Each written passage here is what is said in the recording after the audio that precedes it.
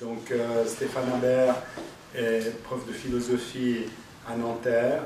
On l'a présenté comme un spécialiste de l'aliénation. J'espère que ça ne te fait pas peur, Stéphane, d'être spécialiste de l'aliénation. Donc il a écrit un bouquin qui s'appelle L'aliénation. Donc c'était pas totalement fortuit de l'appeler spécialiste de l'aliénation. Il a aussi écrit un autre ouvrage qui s'appelle L'homme dépossédé, et plus récemment Freud et la théorie sociale. Et son dernier livre, c'est donc Penser le néo-capitalisme. Il y a une introduction qu'il a écrite pour ce livre, mais c'est en fait un livre composé d'un certain nombre d'articles qu'il a écrits et où il défend la thèse qu'il faut s'intéresser au néo-capitalisme et pas uniquement au néolibéralisme, qui est son expression, disons, politique ou idéologique. Qu'est-ce que c'est que cette chose que le capitalisme contemporain, qu'il appelle le néo-capitalisme? Alors, je vais lui donner la parole. D'abord, je m'excuse auprès de l'auditoire parce que j'ai passé pas mal de temps à lui dire les étudiants, quand il n'y a pas de crédit, ils ne viennent pas, donc il risque d'y avoir peu de monde. Et en fait, cette espèce de pessimisme de la mise en condition préalable s'est révélé totalement faux, donc je m'excuse auprès de vous. Mon jugement négatif sur l'effet des crédits sur la participation à des exposés gratuits,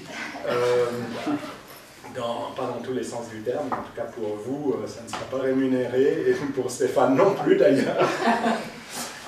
Au contraire, donc ça montre qu'il y a bonne raison d'espérer sur le débat intellectuel et les attentes des uns et des autres en la matière. Voilà, je vous cède la parole. Merci beaucoup. Alors, je voudrais d'abord remercier Jean Batou pour la très sympathique invitation qu'il m'a adressée à prendre la parole dans cette université. Et ce que je vais faire dans les quelques dizaines de minutes qui me sont imparties, c'est essayer de présenter d'une façon aussi ramassée que possible la perspective philosophique que je défends, une perspective philosophique qui est axée, donc, comme l'a très bien dit Jean, sur la réflexion autour de la spécificité historique et sociale du néo-capitalisme. Alors, si vous voulez, étant professionnellement enseignant-chercheur en philosophie, je suis parti de l'idée qu'il pouvait y avoir quelque chose comme un petit jeu que l'on pouvait pratiquer quand on a fait de la philosophie, de l'histoire de la philosophie.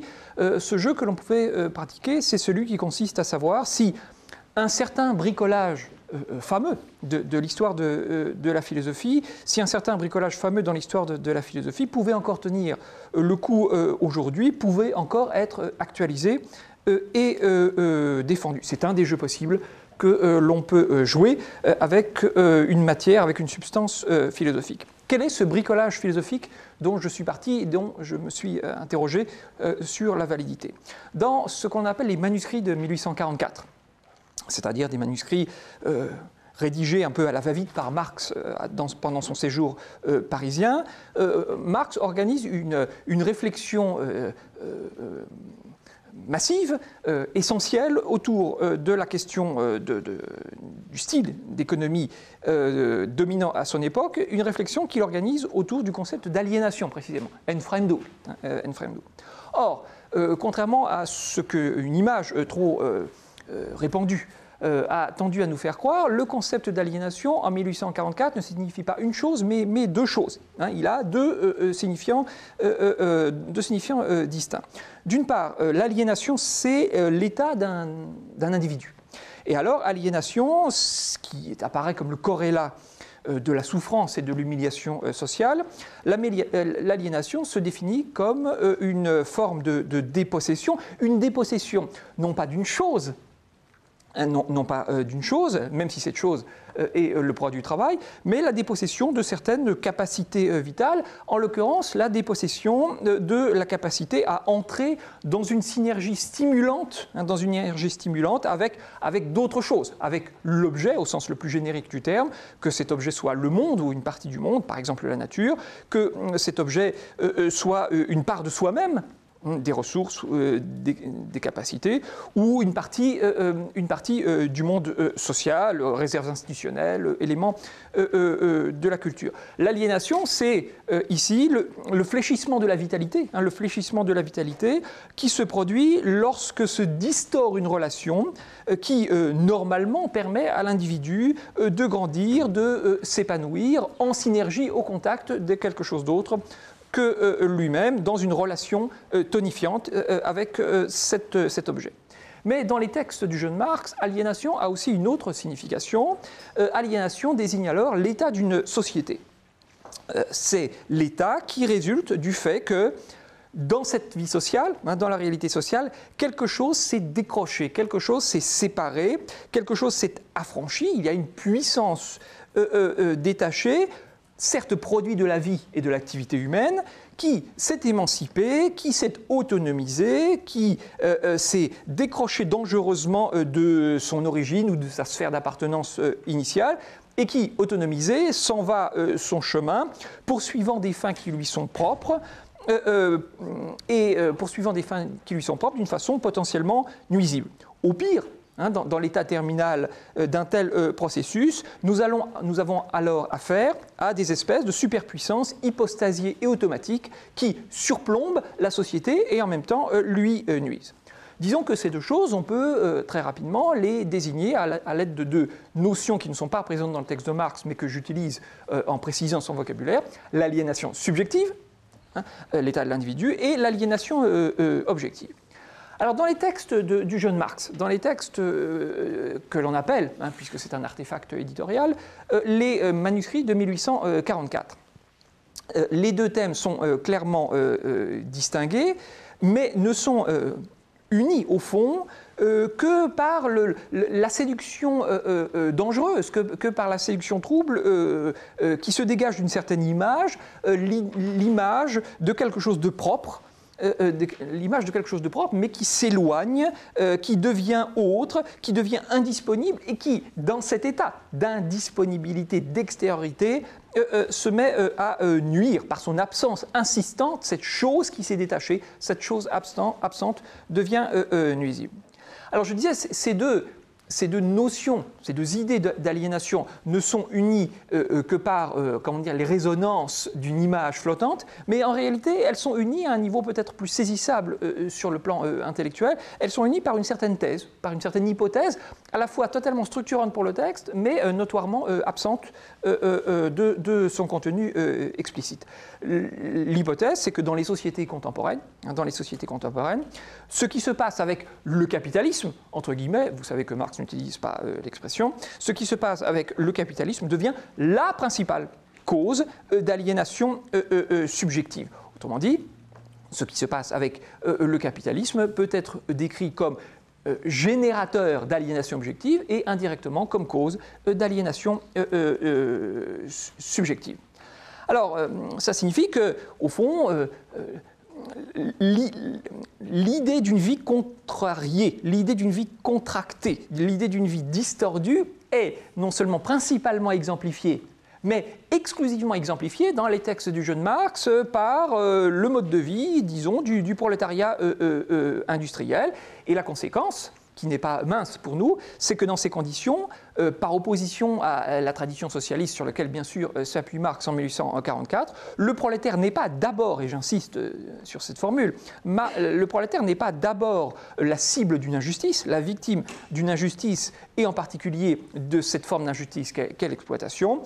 Le prolétaire apparaît d'abord comme celui qui est happé au sein du fonctionnement systémique hors contrôle de ces puissances émancipées, aliénantes dont je vous parlais à l'instant. Alors, revenant à mon propos propre, je voudrais tout d'abord dire que je n'ignore pas les inconvénients intellectuels d'un tel dispositif. Simplement, qui reste un bricolage intellectuel. On rassemble à la hâte, comme le fait Marx dans ses brouillons, quelques notions qui semblent s'associer entre elles, mais qui ne sont pas puissamment articulées sur le plan théorique. Donc je n'ignore pas les inconvénients d'un tel bricolage intellectuel. Il se trouve que je me suis embarqué dans le projet totalement contingent de voir jusqu'où jusqu'où allait sa fécondité contemporaine. Or, ce qui m'a intéressé dans l'ouvrage dont il est question et que Jean a eu l'aimabilité de présenter, ce dont il est question, c'est d'un aspect de l'affaire. Quel aspect de l'affaire? C'est l'aspect par lequel, le bricolage dont je vous parlais, le dispositif intellectuel dont je vous parlais, conduit à une certaine détermination ontologique, une prise de position sur la nature de ce dont il est question, une détermination ontologique relativement unifiante, assez massive et peut-être assez écrasante du capitalisme. L'essentiel du capitalisme, le plus important du capitalisme, ça serait précisément sa puissance de générer ou de s'identifier avec le phénomène, le processus de l'aliénation objective, de faire naître des puissances décrochées, émancipées, fonctionnant par elles-mêmes de façon automatique et nuisible. Alors, je n'ignore pas, disais-je de façon abstraite, les inconvénients d'un tel dispositif, et je voudrais signaler tout de suite que, à mes yeux, ce qui pose problème avec une telle détermination, avec un tel embrayage théorique, c'est qu'il nous amène à contredire une intuition que nous pouvons avoir par ailleurs sur la nature du capitalisme contemporain. Le capitalisme pour soi, le capitalisme comme monde, pas simplement comme principe économique ou mode de production au sens étroit, nous savons que le capitalisme comme monde aujourd'hui se présente comme un assemblage de dispositifs relativement hétérogènes. Nous savons qu'il se présente comme un assemblage de dispositifs mobiles, plus que comme l'émanation parfaitement transparente d'un principe unique et omnipotent qui se retrouverait à l'identique dans toutes ces manifestations. En se décloisonnant, en se désenclavant, le capitalisme ne s'est pas seulement dupliqué, propagé, cloné. En se décloisonnant, et ce décloisonnant, vous savez, il est triple. Il est d'une certaine façon géographique, l'extension, la mondialisation, dans sa forme contemporaine. Il est historique, il y a plusieurs phases, c'est-à-dire plusieurs modalités du capitalisme, mais aussi social, en se diffusant dans la diversité des sphères et des univers sociaux. Dans ce triple décloisonnement, disais-je, le capitalisme ne s'est pas seulement dupliqué à l'identique, il apparaît désormais plutôt comme le résultat, disons, d'une émergence à partir d'une diversité essentielle, comme une articulation toujours instable, toujours mobile, à partir d'expériences, à partir de processus et à partir de mécanismes qui peuvent rester relativement variés, qui peuvent rester irréductibles, voire relativement hétérogènes les uns par rapport aux autres. Donc, voilà, un des principaux obstacles, certainement, qui se présentent devant nous à la réappropriation de ce que j'ai décrit comme le dispositif jeune marxien, c'est cette intuition que nous avons, à mon sens justifiée, sur la nature désormais complexe, le mot ne veut rien dire, mais j'ai essayé de décrire ce que je mettais sous cet adjectif du capitalisme contemporain. Alors, ce que l'on peut ajouter, c'est la chose suivante. Donc, notre matière, c'est quoi? Notre matière, c'est l'existence, je crois, partageable et qui justifierait à elle seule l'usage d'un mot aussi encombrant par sa massivité que celui de capitalisme. Notre matière, notre point de départ empirique, c'est l'existence d'un certain nombre de tendances qui sont bien connues et qui ont été répertoriées par toutes celles et tous ceux qui ont travaillé avec une certaine hauteur de vue sur le capitalisme. Qui dit capitalisme utilise un mot pratique, un mot commode, pas nécessairement réifiant, pas nécessairement substantialisant, pour décrire l'ère de famille qui rattache les uns aux autres des phénomènes comme ceci. La salarisation du travail, la commercialisation de la production, avec son corrélat, la marchandisation, certaines formes d'inégalisation sociale tout à fait spécifiques, l'accumulation du capital, la course, parfois folle, à l'amélioration de la productivité du travail. Quand nous utilisons le schéma de l'aliénation objective, c'est-à-dire que nous prétendons que pour comprendre le capitalisme contemporain, c'est ce modèle, cette image, voire cette imagerie de la puissance détachée qui est la meilleure. Eh bien, ce que nous faisons, c'est que nous supposons que derrière ces processus, sous-jacents à ces processus, il existe des êtres quelque chose ou des choses qui, d'une certaine façon, s'expriment dans ces processus, sont alimentés par eux, trouvent en eux les formes essentielles et les plus influentes, les plus impactantes de leur passage à l'existence. Alors,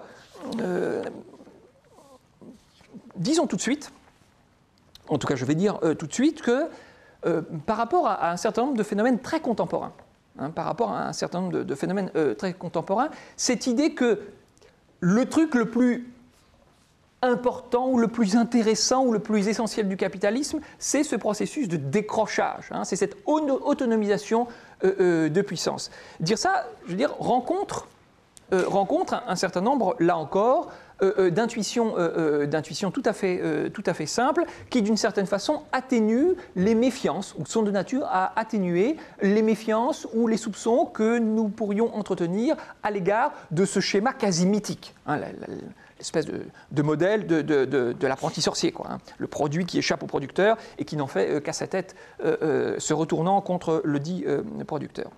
Voilà, je prends un exemple pour montrer que cette image, quoique très abstraite et très générale, a des répondants dans nos préoccupations, disons, politico-sociales contemporaines. Il me semble en particulier que la critique standard de la financiarisation et de ses effets, que la critique standard de la financiarisation et de ses effets, non seulement correspond au portrait robot de cette ontologie jeune marxienne, mais est de nature aujourd'hui à la redynamiser et à lui donner un contenu tout à fait parlant. Quand on critique la financiarisation de l'économie, que fait-on? Eh bien, la plupart du temps, on décrit, pour le critiquer, pour le mettre en cause, on décrit un espèce de petit monde faux, de petit monde faux qui se serait séparé alors l'expression est intéressante, de l'économie réelle, qui se serait autonomisé de l'économie réelle, définissant par rapport à celle-ci, définissant par rapport à l'économie réelle, tout un paquet, tout un ensemble d'interventions, de parasitage, de pillage, qui sont devenus en quelque sorte organiques par rapport à l'exigence d'autoreproduction de ce petit monde-là particulier. On retrouve, tel quel, je veux dire, avec la vivacité nécessaire, cette image de la puissance qui se décroche, qui se détache de quelque chose de plus réel, de plus originaire, de plus intéressant, de plus important que lui, pour en venir en quelque sorte à former un monde solipsiste mu par le seul objectif de sa reproduction, laquelle entraîne des dégâts et des nuisances dans le premier monde. Alors donc, cette idée n'est pas simplement, une trouvaille de philosophes, elle correspond à quelque chose. Et la deuxième chose que j'aimerais ajouter, c'est que par rapport à la diversité des discours contemporains sur le capitalisme, par rapport à l'éventail des théorisations ou des conceptualisations à propos du capitalisme, le privilège que j'accorde au schéma jeune marxien, à l'image jeune marxienne de la puissance affranchie, autonomisée et dynamique, ce privilège que j'accorde est quand même discriminant. Je veux dire qu'il s'oppose par là à d'autres visions du capitalisme et ne possède pas pour lui cette dimension d'évidence, d'immédiateté et de transparence que pour l'instant j'ai peut-être stratégiquement mise en avant. Alors, à quoi ça s'oppose ? Bon, bien évidemment, ça s'oppose à toutes les formes de naturalisation du capitalisme qui, la plupart du temps, consiste à changer de vocabulaire. On parle d'économie de marché et non pas de capitalisme. Opération de changement d'étiquette qui, en quelque sorte, est destinée à l'inscrire dans une espèce d'évidence de naturalité qui prive la réflexion d'une prise sur elle. Mais ce n'est pas le plus intéressant, je crois.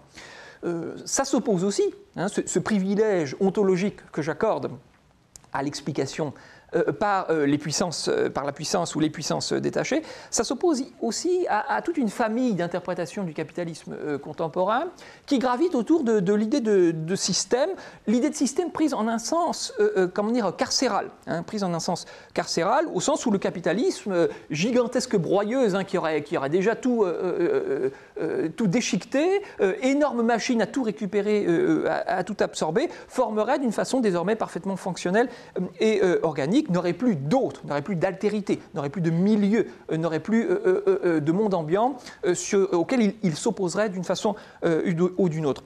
Or, vous savez que dans l'univers de la réflexion politique, économique et philosophique contemporain, cette fascination pour le grand système capable de tout avaler et de tout digérer est très répandue. Hein. En particulier, on en trouve toutes sortes de versions, hein, c'est tout un bestiaire qu'on pourrait ici décliner. Disons, en mode ultra-gauchiste, Holloway, hein, l'idée du capitalisme qui serait l'incarnation même de notre incapacité à reprendre et à faire quelque chose des produits de notre activité, ou ça peut prendre des formes, disons, néo-heideggeriennes ou néo-nietzschéennes, par exemple, sous la plume de quelqu'un comme Sloterdijk, sous des formes beaucoup plus empiriques, beaucoup plus acceptable, beaucoup plus discutable et beaucoup plus intéressante, on trouve cette prévalence de l'idée de système chez les théoriciens du système, par exemple, comme Wallerstein. Mais l'insistance, c'est toujours sur la cohérence systémique, sur la cohérence fonctionnelle et organique. Parler de puissance détachée, c'est mettre l'accent ailleurs. Hein, mettre l'accent ailleurs, ce qui manifeste cette capacité de discrimination dont je discutais à l'instant. Autre exemple, et je ne vais pas en donner 36, mais peut-être encore un ou deux. Autre exemple. Une autre famille d'interprétation du capitalisme contemporain se rattache non pas, disons, au modèle du système, mais au modèle du parasitage. Bon, prenons le cas de Negri et de tous les auteurs, économistes, philosophes ou sociologues, qui gravitent autour de l'idée du travail immatériel et de sa captation par le système déployé de la modernité capitaliste. Si j'avais à résumer en une formule ce qui se joue dans ces théories, par ailleurs elles aussi parfaitement intéressantes, hein, je dirais la chose suivante. Pour ces auteurs-là, il y a une bêtise essentielle du capitalisme, une bêtise essentielle du capitalisme, en termes plus polis, une improductivité essentielle du capitalisme, qui fait que, comment dire, il est toujours en retard, il est toujours à la traîne.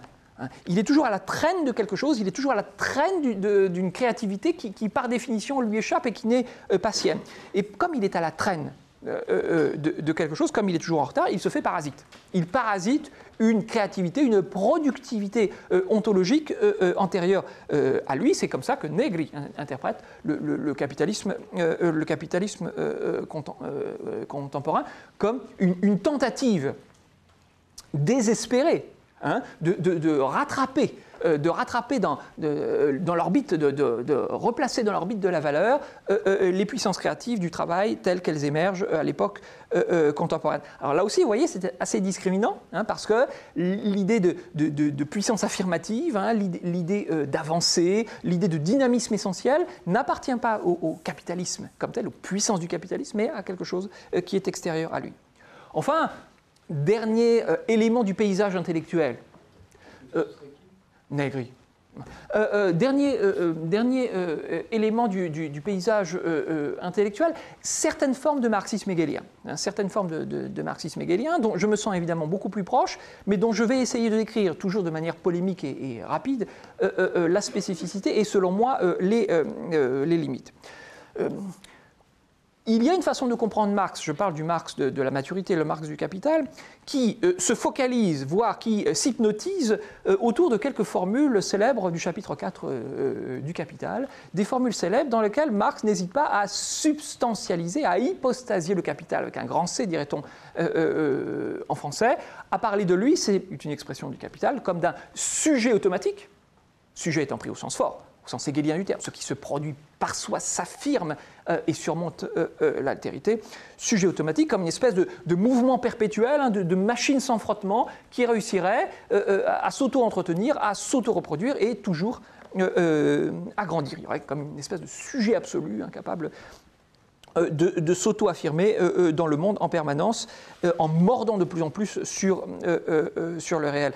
Alors, si vous voulez, il y a plusieurs choses à dire sur ces conceptions-là, qu'on trouve par exemple dans le monde anglophone, chez des auteurs comme Chris Arthur, en Grande-Bretagne, ou chez Postone, et d'une certaine façon aux États-Unis, dans le monde francophone, chez des auteurs comme Laval ou Laval et Dardot, hein, leur livre sur Marx paru l'an dernier. Il y a quelque chose, me semble-t-il, d'assez frappant chez ces auteurs qui se réclament d'une conception forte du capital comme sujet advenu de l'histoire et comme sujet unique de l'histoire. Vous voyez que c'est un marxisme très particulier, un marxisme sans lutte des classes, hein, quasiment. Il y a plusieurs choses à dire, et une des choses que l'on peut dire, c'est que, si vous voulez, la nature de ce grand sujet, on n'est plus dans une philosophie du système, on est dans une philosophie du sujet. La nature de ce grand sujet est assez opaque dans ses descriptions. Parce que je vois au moins trois finalités possibles. Qu'est-ce que c'est que ce processus d'auto-affirmation subjective?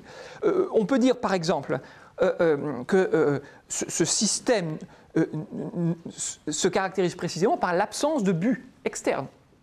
Se caractérise par l'absence de but externe. C'est un processus autotélique, auto-finalisé. Il ne vise qu'à sa propre reproduction.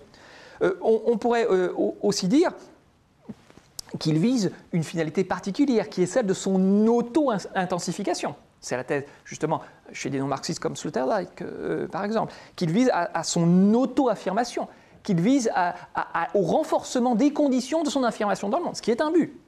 Un but peut-être absurde et grotesque, mais un but quand même. Ou bien, troisième solution, on peut dire que ce sujet de l'histoire tire encore son énergie en dernière instance de finalités non pas inhumaines, mais humaines. La cupidité, le désir de paraître, le désir de pouvoir, hein, qui quand même entretient avec le désir de richesse des liens particulièrement serrés. Voilà ce que je veux dire par là, sans insister plus longuement, c'est que le marxisme néo-hegelien, qui a retrouvé beaucoup de couleurs dans la pensée contemporaine, et en particulier dans le monde anglophone, hein, c'est pas une chose exclusivement germanique, hein. Le marxisme hegelien, d'une certaine façon, est obligé de passer directement, hein, de jouer directement avec cette hypostase du capital avec un grand C, avec laquelle Marx avait joué dans certaines formules du capital, mais de la prendre au sérieux et d'arrêter en quelque sorte le processus argumentatif de Marx au moment où celui-ci s'était cru autorisé à orchestrer, hein, à mettre en scène ces formules par ailleurs obscures, opaques, comme j'ai essayé de le montrer. Donc, en résumé, la thèse philosophique que j'essaie de défendre, c'est que l'analyse de ce que nous appelons capitalisme, de ce que nous mettons sous le nom de capitalisme, et en particulier de ce que nous mettons sous le nom de néo-capitalisme, si on veut insister sur les spécificités relatives du capitalisme d'aujourd'hui. Bon, tout ce que nous mettons là-dessous peut s'analyser, disais-je, en suivant le fil conducteur du schème jeune marxien, en suivant le schème conducteur du fil jeune marxien des puissances émancipées, des dynamiques expansives portées par des puissances émancipées. Je n'ai pas dit que c'était l'explication unique. Je suis parfaitement conscient que ce modèle présente des limites empiriques, des limites dans sa fécondité, hein, et j'insiste aussi sur le fait qu'il contient des zones d'ombre, des éléments non satisfaisants, des prises à une tentation métaphysique qui doit absolument être calmée. Alors ce que je voudrais faire dans un deuxième temps, c'est essayer de montrer comment aujourd'hui on peut franchir quelques étapes dans la tentative de rendre opératoire ce schéma-là. J'ai montré qu'il était crédible, j'ai montré qu'il était spécifique, discriminant par rapport à l'état de la discussion contemporaine sur la nature du capitalisme contemporain. Ce que je vais essayer de faire, c'est montrer qu'il peut être opératoire sur un certain nombre de questions clés. Pas sur toutes les questions, hein, mais sur un certain nombre de questions clés. Pourquoi, philosophiquement, avons-nous raison de faire confiance à ce modèle-là ? Une confiance qui n'est pas absolue et limitée, mais qui néanmoins doit être accordée. Alors ce que je vais faire, c'est fréquenter les régions marxiennes, hein, fréquenter les régions marxiennes, au sens où Marx est quelqu'un qui, encore une fois, s'est approché de ce schéma-là, l'a complexifié, l'a modifié. Hein, je vais essayer de montrer qu'en infléchissant certains aspects de la pensée de Marx, en allant voir ailleurs parfois, que dans l'univers marxien, on peut permettre de d'affiner et de rendre opératoire ce modèle des puissances détachées. Alors, cette deuxième partie de la présentation portera sur trois grandes questions. La question de l'entreprise et de l'ontologie de l'entreprise. La question, disons, de la complicité, je reviendrai sur ce terme et sa justification. Et plus spécifiquement, en troisième lieu, sur la question de l'interprétation du néocapitalisme, de l'interprétation historique du néocapitalisme, compris comme âge, disons, de l'auto-intensification et de l'auto-affirmation décuplée, en quelque sorte, de ce principe-là. Alors, premier élément, l'entreprise. Je vais aller vite parce que le temps passe rapidement. Bon, vous savez que quiconque lit le Capital de Marx est embêté par quelque chose. Il est embêté par beaucoup de choses, mais il y a une chose embêtante en particulier, c'est ce qui semble être une hésitation de Marx face à une question qui est la suivante, et que j'ai déjà évoquée.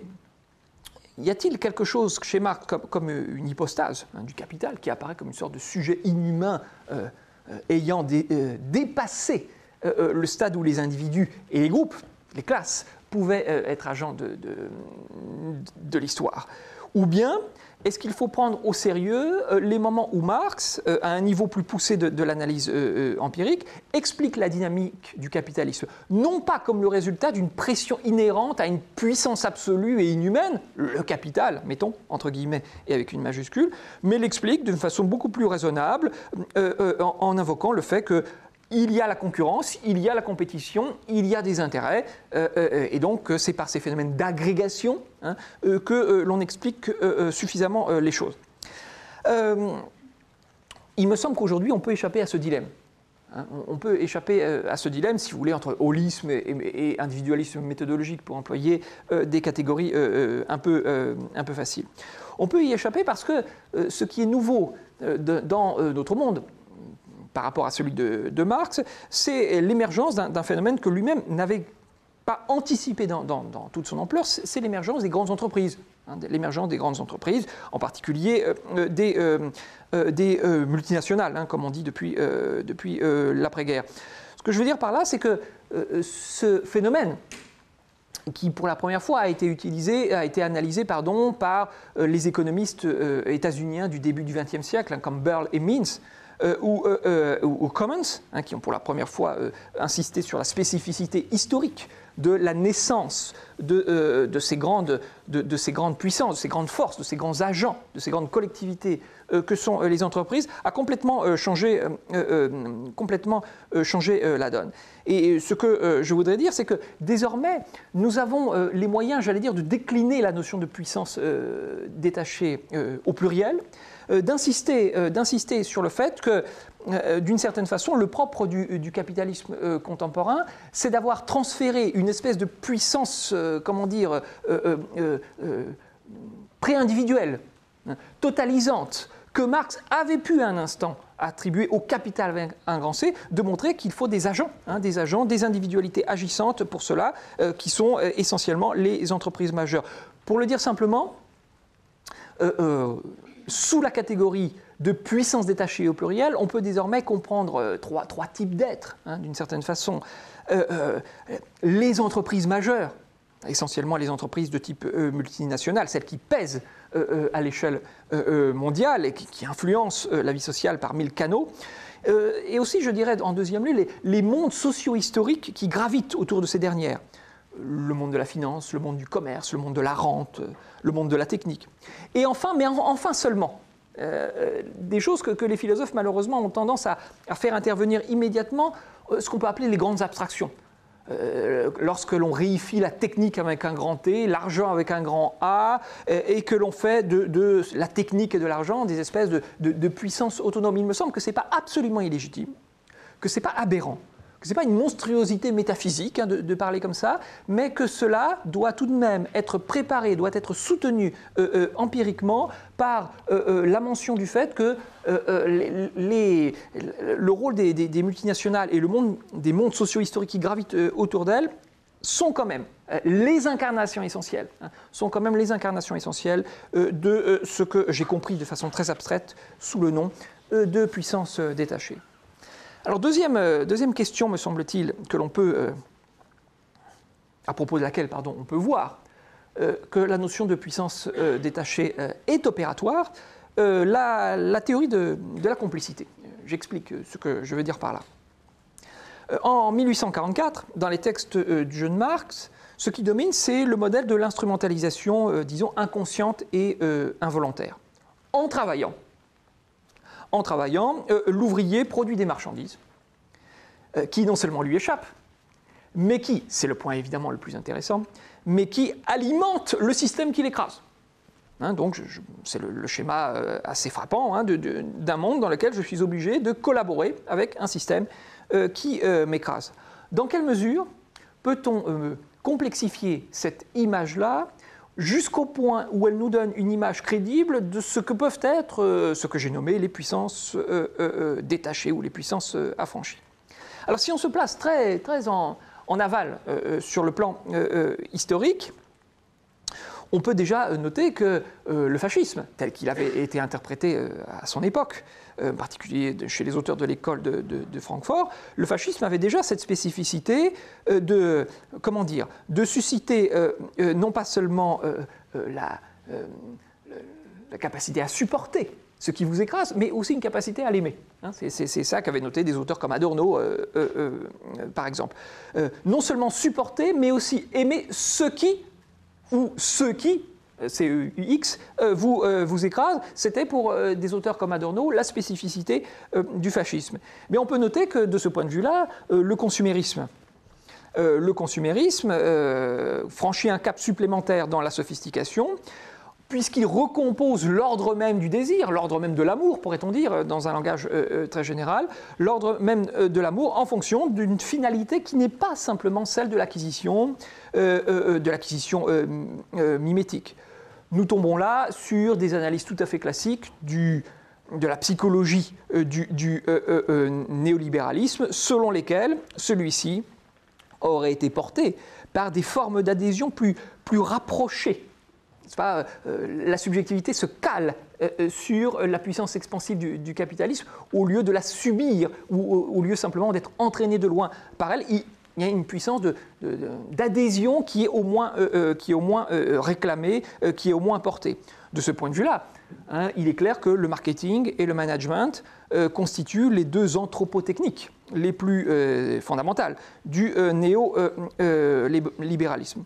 Alors ce que je veux dire, c'est que même si on n'adhère pas complètement à une vision forte, disons, de la psychologie de l'homme libéral, qui aurait été en quelque sorte happé, produit, qui aurait intériorisé les valeurs consuméristes, à la fois hédonistes et gravitant autour de la performance, même si on n'adhère pas à une vision forte, déterministe de l'individu ou de la subjectivité néolibérale, on a là des analyses extrêmement intéressantes qui nous montrent à quel point, justement, les puissances détachées, quoique détachées, c'est-à-dire poursuivant des finalités qui, au bout du compte, dans lesquelles, au bout du compte, nous ne pouvons pas nous reconnaître, sont en capacité désormais de plonger plus loin leurs racines, de plonger plus loin leurs racines, de créer avec ce qu'elles ne sont pas, de ce avec quoi elles s'opposent, de ce dont elles proviennent, de créer avec cet autre monde, quel que soit le nom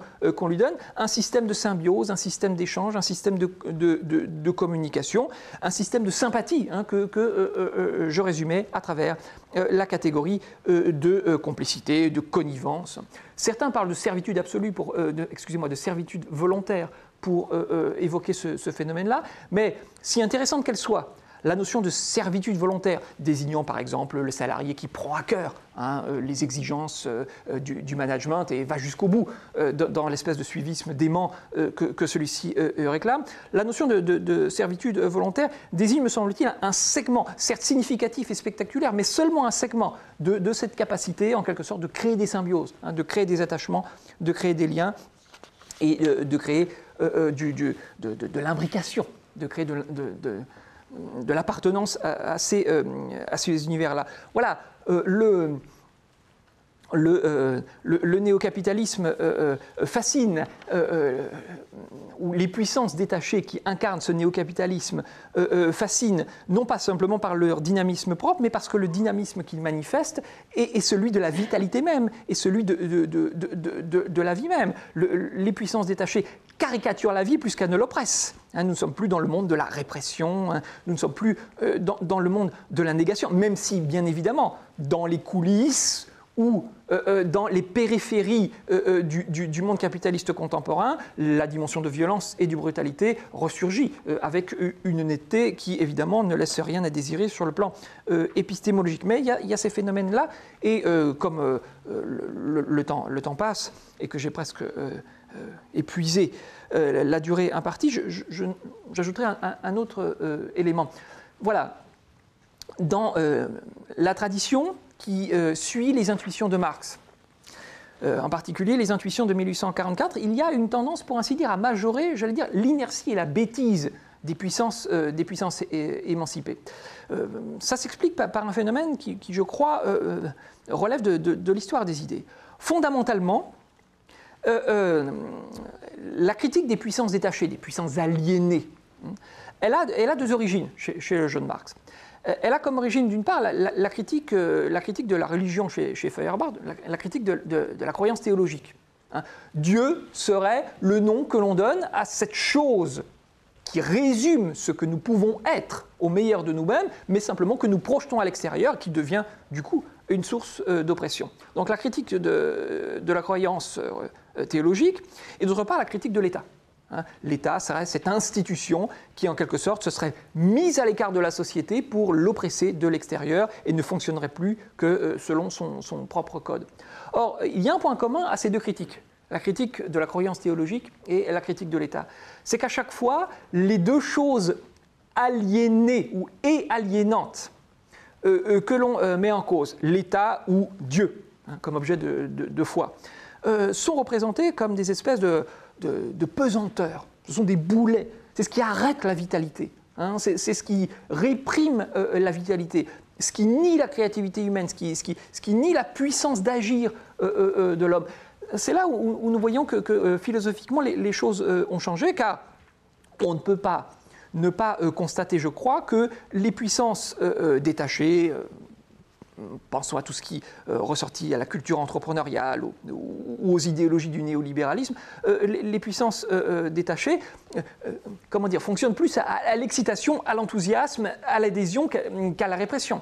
Il y a une capacité très forte, dans le consumérisme par exemple, modèle typique, à fonctionner de cette manière-là. Mais je ne voudrais pas qu'on soit obsédé par la critique du consumérisme, parce qu'il me semble qu'on peut élargir un peu la perspective, et pas en rester simplement à une énième redéclinaison des acquis, par ailleurs formidables, de la critique du consumérisme dans le style des années 1960, que ce soit Packard aux États-Unis ou Baudrillard en France, ou Guy Debord. Voilà, je pense qu'il y a un autre phénomène, et je terminerai par là, qui m'intéresse beaucoup en ce moment. J'allais dire, il y a beaucoup d'intelligence dans ces mondes-là. Pensez à la complexité, pas seulement des recherches techniques instrumentalisée par le monde des entreprises, mais aussi penser à l'intelligence qui se déploie dans le monde de la finance. On dit souvent, c'est un peu un cliché journalistique, mais pour moi il est très frappant que ce monde-là absorbe une quantité de génie des maths absolument hallucinante. Pensons aussi à la complexité des stratégies de marketing, de management. Voilà, il y a énormément... Pour que voilà, c'est plus une espèce de bêtise organique qui font que les puissances détachés se reproduisent et vont stupidement, n'est-ce pas, comme la boule de neige dévale la pente. On est dans un monde compliqué où la vitalité, l'excitation, la puissance créative, le renouvellement sont de ce côté-là, mais où aussi l'intelligence. L'intelligence est de ce côté-là. Alors bien évidemment, ça ne veut pas dire que l'histoire soit terminée et que ces gens-là aient gagné, mais il me semble que nous avons là, parmi d'autres, nous avons là, parmi d'autres, certaines indications que, et je terminerai le résumé de ma thèse de cette façon-là, oui, nous pouvons et nous devons faire confiance, quand nous analysons la nature du capitalisme, au modèle jeune marxien, l'aliénation objective, des trucs qui se sont décrochés, qui se sont détachés et qui fonctionnent d'eux-mêmes. Oui, c'est ce modèle-là qui, à mes yeux, doit constituer, doit hégémoniser, en quelque sorte, doit être le centre de gravité d'une série de modèles explicatifs, d'une série d'hypothèses analytiques qui, par ailleurs, peuvent continuer à être diverses. Oui, affirmation de la validité de ça. Mais immédiatement après, et ce n'est pas contradictoire, ce n'est pas une rétraction ou une palinodie, mais immédiatement après, idée qu'il ne s'agit pas simplement de reproduire à l'identique la critique des machines et des automatismes idiots qui se reproduisent sans nous et qui se reproduisent contre nous. Il y a l'idée que désormais, à cause de la multiplicité des phénomènes que j'ai indiqués, le dynamisme, les effets de complicité, qui en dernier ressort sont liés à l'institution entrepreneuriale, selon moi, la captation de la vitalité, la caricature de la vitalité, mais aussi la mobilisation de l'intelligence humaine, la mobilisation de l'intelligence humaine absolument spectaculaire. Il me semble que tout ça est de nature à nous dire que nous devons continuer à produire une philosophie des puissances détachées, mais une philosophie qui accepte et intègre ces nouveautés historiques tout à fait remarquables, tout à fait notables, que sont ce devenir complexe, ce devenir subtil, ce devenir intelligent, cette révolution vitaliste et intellectuelle qu'ont subi les puissances détachées et qui, selon moi, font le cœur de ce que l'on peut nommer néo-capitalisme. Je vous remercie. Merci.